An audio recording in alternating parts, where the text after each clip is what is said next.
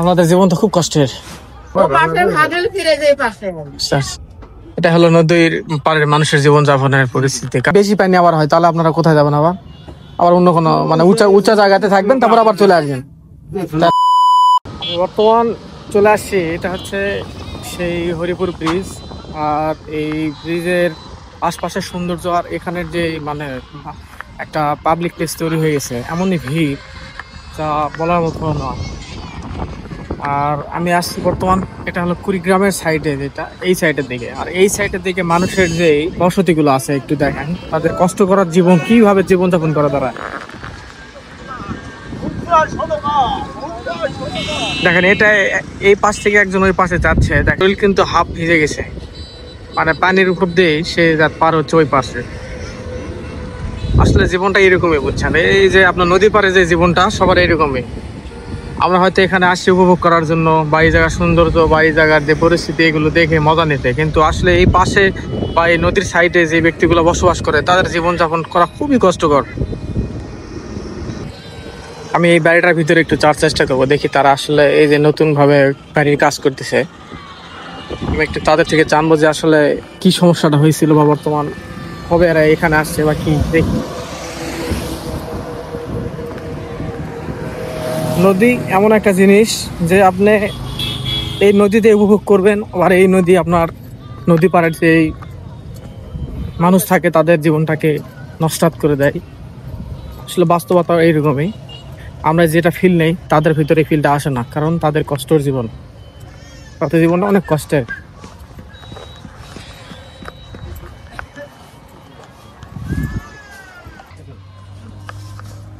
আপনাদের এগুলা কি নতুন করে কাজ করলো না আবার? মানে ভেঙে গেছিল? এই বাঁধ কয় বছর হলো তৈরি করছে? এই বছরই শুরু করছে না? আমাদের জীবন তো খুব কষ্টের।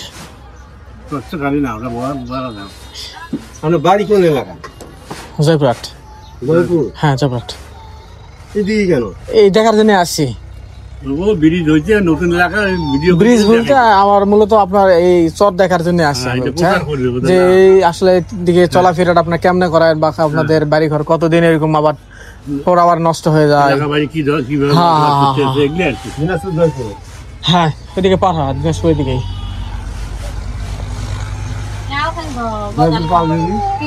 হ্যাঁ হ্যাঁ হ্যাঁ হ্যাঁ, গেছেন না ওইদিকে কোনোদিন? কোনোদিন যাওয়া হচ্ছে?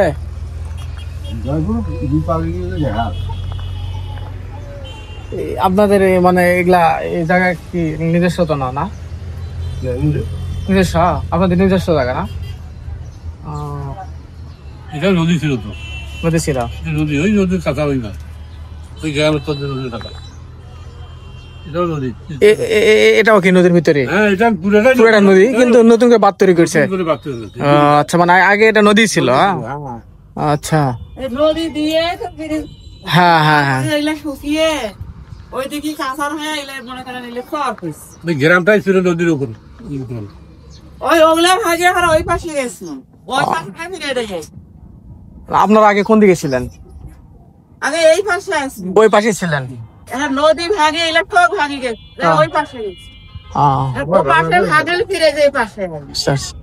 এটা হলো নদীর পাড়ের মানুষের জীবন যাপনের পরিস্থিতি। কারণ দেখেন, নদী এটা পুরোটাই নদী ছিল, পুরোটাই নদী ছিল। নদী থাকার পর এই যে নতুন করে বাঁধটা করছে, 1 বছর হয়নি, এই নতুন করে বাঁধটা করে দিছে। তারপরে তারা এখানে আশ্রয় নিছে। এই জায়গাটা দেখেন নতুন করে কাজ করছে, এখানে বালু তুলছে, তারপরে থাকার ব্যবস্থা করছে একটা। মূলত তারা আগে ওইখানে ওইদিকে ছিল, ওই দিক থাকার পরে ওই দিক থেকে ওই পার যায়, আবার ওই পার যায়, ওই পার যখন ভাঙে বেশি হয়ে যায় তখন আবার এই পার আসে। এটা হলো তাদের জীবন।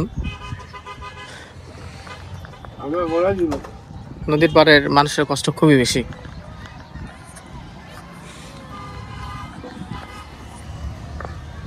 তো বর্তমান আপনাদের এই বাঁধটা হওয়ার পর মোটামুটি একটু ভালো না? এখন একটু ভালো। এগুলা কি পানি আর উঠতে পারে? উঠতে পারে না? হ্যাঁ, সব তুলে যায় না? তখন আপনারা কোথায় থাকেন?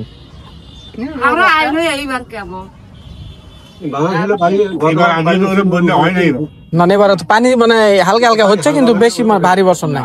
হ্যাঁ, এবারে ভারী বর্ষণ হয়নি। হ্যাঁ হ্যাঁ সেটা তো জানাই যায়, সবাই জানে।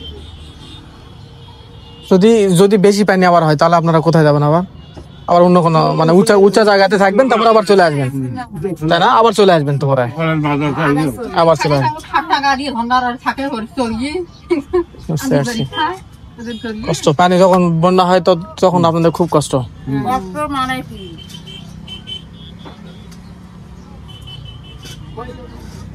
না না, সমস্যা নাই। এই গরু আপনাদের না?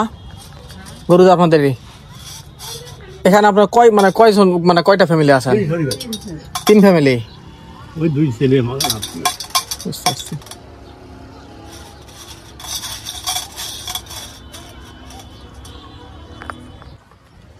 তো এনারা বলতেছে যে হরিপুর, এখানে যে ব্রিজটার নাম হয়েছে যে হরিপুর ব্রিজ, কিন্তু আসলে এখানে হরিপুর কিন্তু নাই আর তেমন।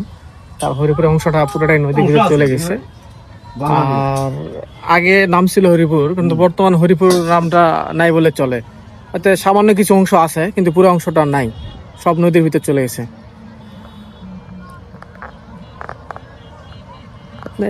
এখানে আসলে একটা জিনিস উপলব্ধি করতে পারবেন যে আপনি কি অবস্থায় আছেন। শহরের ভিতরে থাকেন বা একটা উচ্চভূমিতে থাকেন, আপনি অনেক শান্তিতে আছেন, কিন্তু এইদিকে যে মানুষের যে কষ্ট আপনি একবার যদি উপলব্ধি করতে পারেন তাহলে আপনি বুঝতে পারবেন যে আপনার এই বিলাসিতা লাইফটাই কিছু না। কারণ এই দিকের যে মানুষের যে কষ্ট আর মানুষ যেভাবে জীবনযাপন করে, এটা খুব একটা কষ্টের বিষয়। এটা এটা এটা পুরাটাই কিন্তু নদী ছিল, পুরাটাই নদী ছিল। বর্তমান এই বাঁধটা করার জন্য হয়তো তারা একটু স্বস্তিতে এখানে একটা জায়গাতে ঘর বাড়ি করছে থাকার জন্য। আবার যদি এখানে বন্যা বেশি হয়ে যায়, দেখা যাচ্ছে অনেক বেশি বন্যা যদি হয়ে যায়, তাহলে সেক্ষেত্রে এখানেও তারা থাকতে পারবে না, দেখেন কিছুদিন হলো মনে হয় তারা এখানে আসছে, এখনো তাদের যেই আসবাবপত্র বা কাপড় বা তাদের থাকার মতন যে যা কিছু সবকিছু এখনো নামাতে পারেনি।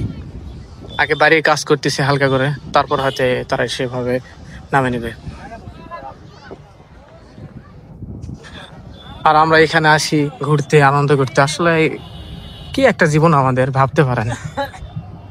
এখানে হাজার হাজার মানুষ। আমি ওই পাশ থেকে যখন এদিকে চলে আসলাম দেখি অনেক লোক, অনেক, মানে এক কথা শেষ। ব্রিজের ভিতর আজকে যে শুক্রবার একটা দিন, তারপরও ভিতরের দিকে ঢোকা যাচ্ছে না।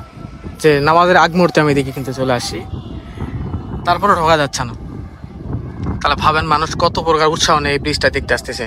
কিন্তু মূলত এই ব্রিজের পিছনে যে মানুষগুলো থাকে বা সাইডে যারা থাকে নদীর পাড়ে, তাদের নিয়ে চিন্তা করলে আসলে এই আনন্দটা বৃথা আমাদের। আশা করা যায় এই নদী পাড়ের মানুষগুলা তারা স্বস্তিতে একটু থাকতে পারবে। আল্লাহ কাছে দোয়া করি তাদের জীবনযাপনটা এতটা কষ্ট না হোক, তারা একটু যেন আরামেই থাকতে পারে। আর বাঁধটা দিয়ে মোটামুটি ভালো হয়েছে, তবে পানি বেশি হলে হয়তো দেখা যাচ্ছে এখানে পানি আটকে যাবে, এই পানিটা বের হতে একটু সময় লাগতে পারে। সেক্ষেত্রে তাদের কষ্টটা আবার ঠিকই হবে, সেই আগের মতনই কষ্ট হতে পারে। ওই পাশে দেখা যাচ্ছে কিছু বসতি আছে, ওই পাশে বসত বাড়িগুলো হয়তো ব্রিজ হওয়ার কিছুদিন পরে তারাই তৈরি করছে, যার কারণে ওইদিকে তারা এখন সেটেল হয়ে আছে। আর এই বাড়িগুলো নতুন, এই বাড়িগুলো একদমই নতুন।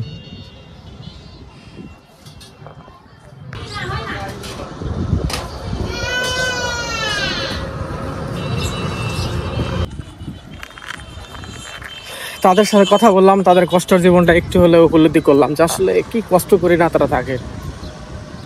আসলে আমাদের করার কিছুই নাই, শুধু এভাবেই দেখবো, হয়তো বা তাদের কষ্ট একটু অনুভব করব। এর বেশি কিছু আমাদের করার কিছু নাই, সবই আল্লাহর ইচ্ছা, যার জীবন যেভাবে চলে। দেখি আরেকটা সাইডে যাচ্ছি।